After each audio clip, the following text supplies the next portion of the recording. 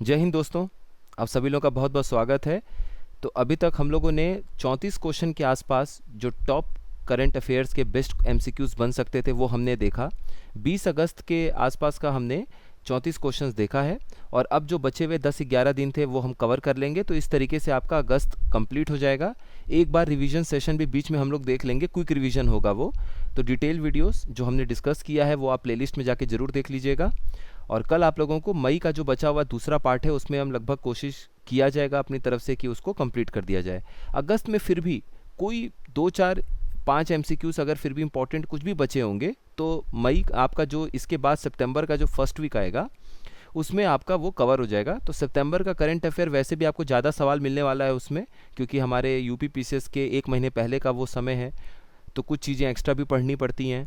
और आने वाला जो आर का समय है उसके पहले भी सितंबर अक्टूबर ये दोनों इंपॉर्टेंट करंट अफेयर्स का एक सेशन होगा, और नवंबर भी इंपॉर्टेंट होगा, लेकिन सितंबर अगस्त अक्टूबर ये इंपॉर्टेंट महीने होंगे पीसीएस के लिए भी और आर के लिए भी। तो आपको उसमें डिटेल देखने को मिलेगा, ज़्यादा क्वेश्चंस नज़र आएंगे। तो चलिए स्टार्ट करते हैं। सबसे पहला सवाल है कि भी हाल ही में पूर्व प्रधानमंत्री थे सलीम होस, ये किस देश के रहने वाले थे, ये किस देश के प्रधानमंत्री थे जिनका हाल ही में निधन हो गया। यानी हाल ही में पूर्व प्रधानमंत्री सलीम होस का निधन हो गया, वे किस देश के प्रधानमंत्री थे। इजिप्ट, लेबनान, यमन या ओमान। तो इसका राइट आंसर क्या हो जाएगा, बी। ये लेबनान के पूर्व प्रधानमंत्री थे सलीम होस जी और इनका हाल ही में निधन हो गया। तो कभी कभी इस तरह के भी सवाल पूछ दिया जाता है, तो उसको ध्यान रखिएगा। भारत के पहले सिविलियन स्पेस टूरिस्ट कौन हैं जो कि नई दिल्ली में वापस आए हैं, दिल्ली में वापस आए हैं 26 अगस्त 2024 को। उन्होंने अपनी ट्रिप कंप्लीट की ब्लू ओरिजिन के न्यू शेफर्ड 25 मिशन के तहत। तो भारत का पहला नागरिक हैं, पहला नागरिक अंतरिक्ष पर्यटक हैं ये। तो ये याद रखिएगा, ऐसा नहीं है कि ये पहले पर्यटक मतलब पहले भारतीय नागरिक हैं जो कि अंतरिक्ष में गए थे। पहले भारतीय नागरिक जो कि अंतरिक्ष पर्यटक के रूप में हैं, जो ब्लू ओरिजिन के न्यू शेफर्ड 25 मिशन के साथ अपनी यात्रा के बाद 26 अगस्त 2024 को नई दिल्ली लौटे। तो इनका नाम क्या है, इनका नाम है गोपी चंद थोटाकुरा। आप इनको इमेज में भी देख सकते हैं। ये इंपॉर्टेंट है, इसको याद, ये क्वेश्चन को ट्रिपल मार्क कर सकते हैं आप, ये इंपॉर्टेंट क्वेश्चन है, यहाँ से एग्जाम में आ सकता है। तो सॉल्यूशन भी उतना ही इंपॉर्टेंट है, सिर्फ क्वेश्चन का आंसर जान लेना काफ़ी नहीं होगा। थोटाकुरा जी जो हैं इन्होंने इतिहास रच दिया। ब्लू ओरिजिन के न्यू शेफर्ड 25 मिशन में ये शामिल हुए थे। देखिए, अमेज़ॉन के जो फाउंडर हैं जेफ बेजोस, उनका अपना एक स्पेस मिशन टाइप का है जो वो कराते हैं। उसके तहत आप स्पेस में अंतरिक्ष पर्यटक के तौर पे जा सकते हैं। अगर आपको पर्यटन टूरिज़्म को बढ़ावा देने के लिए अंतरिक्ष में जाने का मन है, पर्यटक के तौर पे जाने का मन है, टूरिस्ट के तौर पे जाने का मन है, तो आप अंतरिक्ष में जा सकते हैं। ये मिशन, इस मिशन का नाम क्या है, न्यू शेफर्ड 25 मिशन। अब ये जो न्यू शेफर्ड 25 मिशन है इसको शुरू करने वाले अमेज़ॉन के फाउंडर जेफ बेजोस हैं, और जिसके माध्यम से आप जाते हैं ऊपर वो है ब्लू ओरिजिन। तो ये दूसरे भारतीय बने हैं जो कि स्पेस में गए हैं, अंतरिक्ष में गए हैं। राकेश शर्मा जी जो हमारे विंग कमांडर रह चुके थे एयरफोर्स के, वो 1984 में पहले भारतीय बने थे जो कि अंतरिक्ष में गए थे। और थोटाकुरा जी जो हैं ये दूसरे भारतीय हैं जो कि अंतरिक्ष में गए हैं। लेकिन जब भारत अंतरिक्ष में पर्यटक के तौर पे जाने की बात होगी तो उसमें ये पहले भारतीय हैं। तो इस बात का ध्यान रखिएगा। और ये विजयवाड़ा में रहने वाले हैं जो कि आंध्र प्रदेश में है। ये कहाँ के रहने वाले हैं ये भी सवाल आपसे पूछा जा सकता है। और ये लगभग 105 किलोमीटर की ऊंचाई पे ये गए, इन्होंने धरती को ऊपर से देखा पर्यटक के तौर पे। तो अंतरिक्ष पर्यटक हैं भारत के ये पहले। भारत, ये अभी आपको ये बताना है कि क्या नाम है दुनिया के पहले रीयूजेबल हाइब्रिड रॉकेट जिसको लॉन्च किया गया है चेन्नई के द्वारा स्पेस जोन इंडिया में। स्पेस जोन इंडिया है चेन्नई आधारित, ठीक है। तो वो मार्टिन ग्रुप के साथ मिलके इसे भेजा है। चलिए ठीक है, यहाँ तो हाइब्रिड रॉकेट का नाम पहले ही आ गया। तो आपको देखिए ध्यान क्या देना है, इसका आंसर रूमी 1 है। क्वेश्चन क्या है, दुनिया के पहले पुनः प्रयोज्य हाइब्रिड रॉकेट है ये रूमी 1, जिसे स्पेस जोन इंडिया ने मार्टिन ग्रुप के सहयोग से चेन्नई से लॉन्च किया है। तो ये बहुत इंपॉर्टेंट है, इसको भी आप 3 स्टार मार्क कर लीजिए। चलिए, इसमें तो रूमी 1 क्वेश्चन में ही आ गया प्रिंट होकर।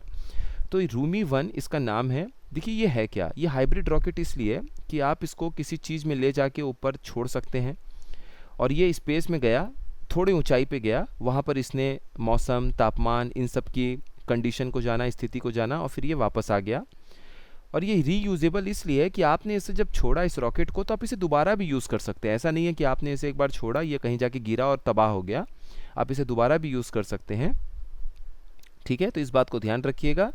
अब देखिए इसके कुछ चीज़ें हैं।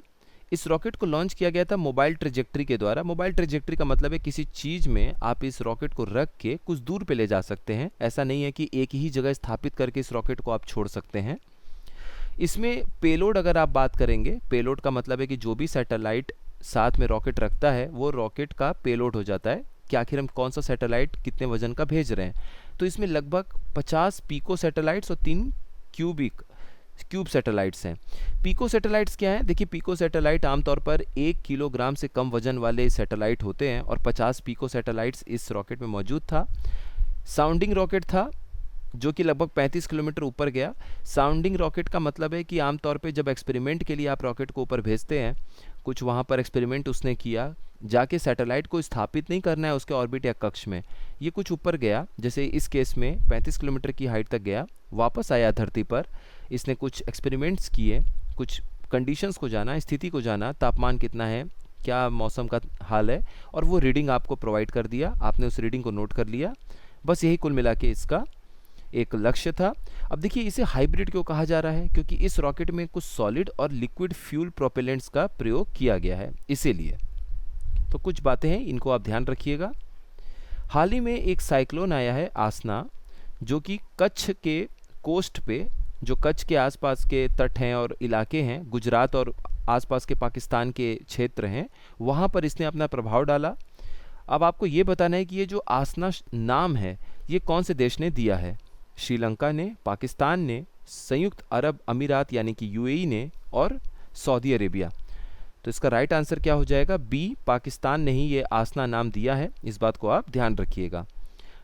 तो ये पाकिस्तान ने नाम दिया है साइक्लोन का, चक्रवात तूफान का, आसना। और इसका मतलब क्या होता है? जो प्रशंसा के योग्य है, जिसे प्रशंसा किया जाना चाहिए, उसे हम आसना कहते हैं। हाल ही में आईएनएस तबर ने एक maritime partnership exercise MPX conduct किया। एक नेवी शिप भी उसमें शामिल थी, अटालिया। ये कौन से देश की नेवी शिप शामिल थी? यानी भारत ने जो आईएनएस तबर का एक्सरसाइज किया, समुद्री साझेदारी अभ्यास किया, ये किस देश के साथ मिलकर किया? जिसमें उस देश का एक नेवी शिप, नौसेना का जहाज अटालिया भी शामिल था। यही आपको बताना है। तो वो देश कौन सा शामिल था? वो देश था स्पेन। तो भारत ने स्पेन के साथ मिलकर भूमध्य सागर में मैरीटाइम पार्टनरशिप एक्सरसाइज कंडक्ट किया, और भारत की तरफ से आईएनएस तबर उसमें शामिल हुआ था। ये इमेज आप देख सकते हैं आईएनएस तबर का, और आईएनएस तबर भारत की तरफ से शामिल हुआ था, और वहाँ की नौसेना जहाज़ थी स्पेन की अटालिया। स्पेन की जहाँ तक बात है, देखिए लगभग जो हम ऐसे, ये अफ्रीका का मान लीजिए उत्तरी हिस्सा है, और ये कुछ है इस तरीके से यूरोप। तो ये आपका जो है स्पेन जिसमें आता है, ये इधर पुर्तगाल होता है, ये पी है पुर्तगाल, और ये है आपका स्पेन। इन पुर्तगाल और स्पेन जिस प्रायद्वीप या पेनिनसुला पर आते हैं उसे हम क्या बोलते हैं? Iberian peninsula. यूरोप का भी मैप हमने कुछ दिन पहले देखा है, आप उसको जरूर रिवाइज कर लीजिएगा। ये आइबेरियन पेनिनसुला है, और इसके ऊपर इधर जैसे फ्रांस है, और इस आइबेरियन पेनिनसुला या आइबेरियन द्वीप के ऊपर आप देखेंगे तो ये बिस्के की खाड़ी है, जिसे हम बे ऑफ बिस्के बोलते हैं। अब यहाँ ये जैसे मान लीजिए ये है लगभग स्पेन, और ये है फ्रांस, ये स्पेन, ये पुर्तगाल, और ये आइबेरियन पेनिनसुला। जब आप स्पेन से फ्रांस की तरफ जाने की कोशिश करते हैं तो बीच में एक पहाड़ है जिसको आपको पार करना पड़ता है, ये है पायरिन्स रेंज। और यहाँ पर एक छोटा सा देश है जो कि यूरोप का 6वां सबसे छोटा देश है, इसका नाम क्या है? अंडोरा। और सबसे छोटा देश यूरोप का और दुनिया का सबसे छोटा देश कौन सा है? वेटिकन सिटी, जो कि रोम के बीचों बीच घिरा हुआ है। ये आप ध्यान रखिएगा। तो आईएनएस तबर मलागा स्पेन में वहाँ पर गया, अपनी तरफ से एक नौसेना जहाज़ थी भारत की, और मैरीटाइम पार्टनरशिप एक्सरसाइज स्पेन की नेवी शिप, स्पेन की नौसेना जहाज अटालिया के साथ मिलकर भूमध्य सागर में ये नौसेना जहाज़ों का अभ्यास हुआ भारत और स्पेन के बीच में। हर साल किस दिन हम नेशनल स्पोर्ट्स डे को मनाते हैं, यानी कि राष्ट्रीय खेल दिवस को मनाते हैं, जो कि हमारे लेजेंड जो थे मेजर ध्यानचंद जी, उनका जन्म दिवस पड़ता है वो, ठीक है।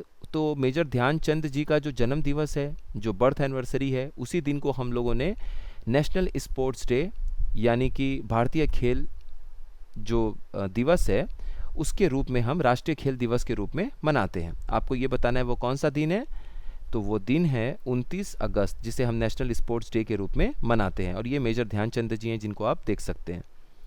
इस बार का थीम आपको ध्यान रखना जरूरी है क्योंकि अगस्त का करंट अफेयर है। 2-3 महीने 4 महीने पहले के जो भी करंट अफेयर होते हैं महीने के, जिस भी महीने के होते हैं एग्ज़ाम होने के पहले, तो उनके थीम को याद रखना ज़रूरी होता है। तो थीम है sport for the promotion and peaceful and inclusive societies, यानी शांतिपूर्ण और समावेशी समाजों को बढ़ावा देने के लिए खेल है। बहुत अच्छा थीम चूज़ किया गया है, इसको आप लोग ध्यान रखिएगा। हाल ही में जो इंडियन कोस्ट गार्ड है आईसीजी, उसने लॉन्च किया है पहला खुद का हमारे भारत का बना हुआ indigenously developed pollution control vessel. इसका नाम क्या है आपको बताना है। यानी हाल ही में भारतीय तटरक्षक आईसीजी ने अपना पहला स्वदेशी रूप से विकसित प्रदूषण को नियंत्रित करने वाला एक पोत लॉन्च किया है।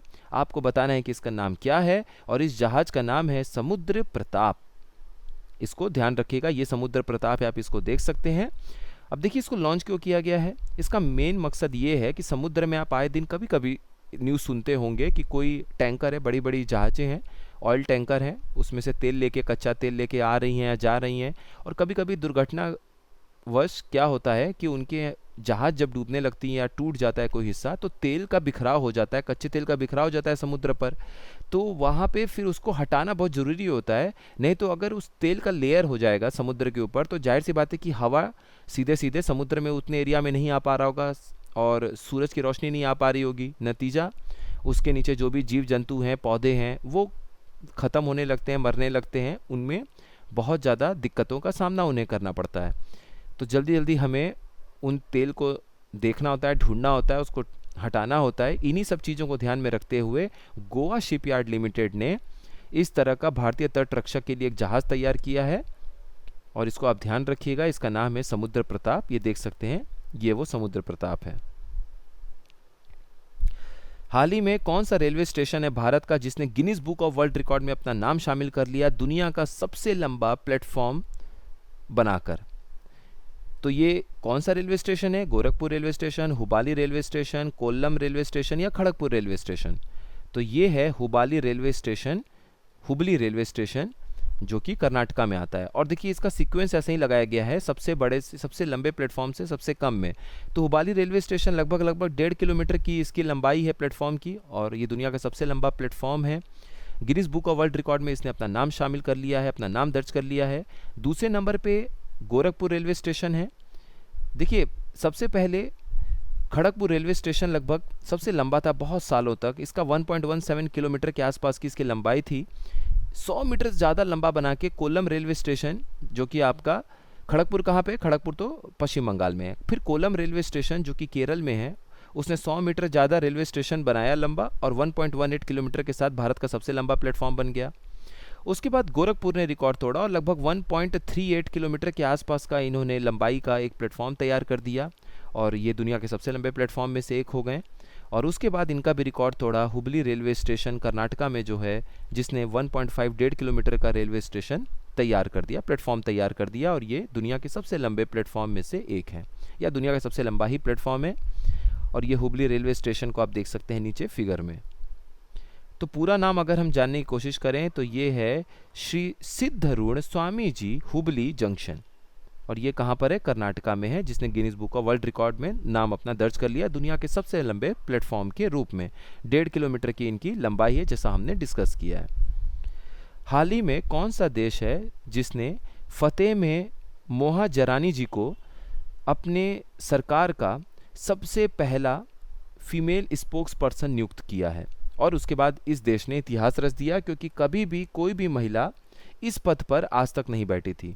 यानी हाल ही में किस देश ने फतेह में मोहजेरानी जी को अपनी पहली महिला प्रवक्ता नियुक्त किया है? तो ये देश ऐसा कौन है इस तरह का इतिहास रचने वाला? इराक, ईरान, संयुक्त अरब अमीरात यानी यूएई, या फिर ओमान।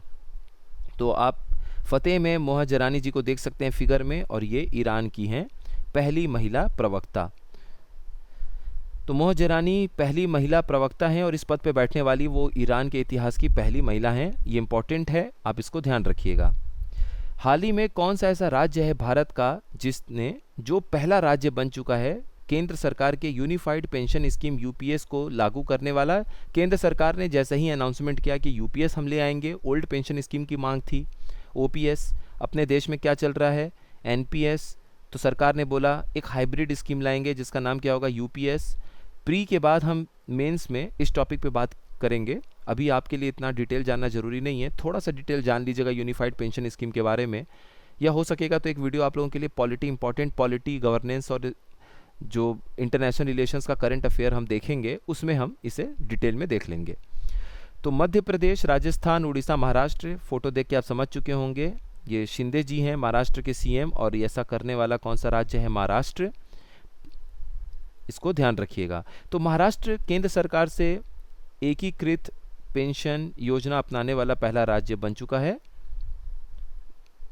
अगला सवाल, हाल ही में किस राज्य में पहली बार मिथुन यानी कि बॉस फ्रंटालिस, आप देख सकते हैं लगभग ये एक जंगली गाय, सांड और जो यॉक होता है उस तरह के कुछ बिसन टाइप का ये गौर एक जानवर होता है, जंगली पहाड़ी आपको इस तरह के गाय तरीके से ही देखने वाले एक जानवर है, दिखने वाला जानवर है गौर, तो उसी का ये एक रूप है मिथुन। ये बॉस फ्रंटालिस इसका साइंटिफिक नेम है। तो ये किस राज्य में अभी पहली बार देखा गया है? मेघालय, आसाम, मणिपुर या फिर मिजोरम? तो इसका राइट आंसर क्या हो जाएगा? असम। असम में इसे पहली बार देखा गया है। इंपॉर्टेंट क्वेश्चन है, ध्यान रखिएगा। देखिए इसे गायल भी कहते हैं, गायल के नाम से भी जाना जाता है। और ये जो मिथुन है ये दो राज्यों का राजकीय पशु है, एक तो नागालैंड है उनका स्टेट एनिमल है, और दूसरा अरुणाचल प्रदेश है उनका ये स्टेट एनिमल है। ये सेमी वाइल्ड गौर लाइक मतलब गौर की तरह ये आधे आपको जंगली टाइप के देखने वाला जानवर नजर आएगा, फिगर में भी आप देख ही चुके हैं।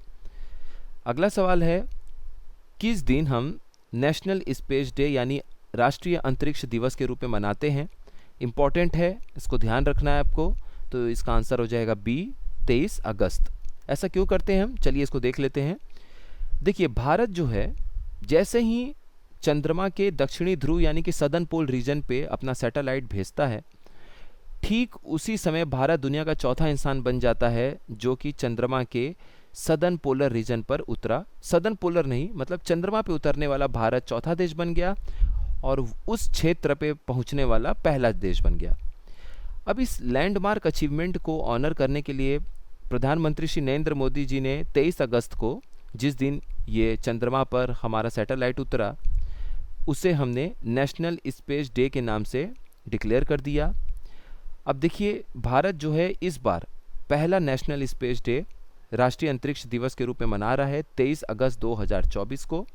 और थीम आपको याद रखना बहुत ज़रूरी है। थीम आपसे पूछा जा सकता है, touching lives while touching the moon, India's space saga, यानी चंद्रमा को छूते हुए जीवन को छूना, भारत की अंतरिक्ष गाथा। ये एक थीम है, विषय है इस वर्ष का राष्ट्रीय अंतरिक्ष दिवस का, जिसे हम मना रहे हैं। तो यहाँ तक अपना इंपॉर्टेंट करंट अफेयर जो अगस्त महीने का है वो कंप्लीट होता है। फर्स्ट वीक जो सितंबर का होगा उसमें आपको थोड़े ज़्यादा क्वेश्चंस देखने को मिलेंगे।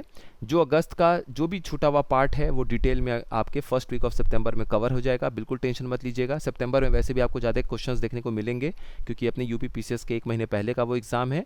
ठीक उसी तरीके से अक्टूबर और नवंबर में भी ज़्यादा क्वेश्चंस देखने को मिलेंगे क्योंकि वो अपने आरओ के पहले का एग्ज़ाम है।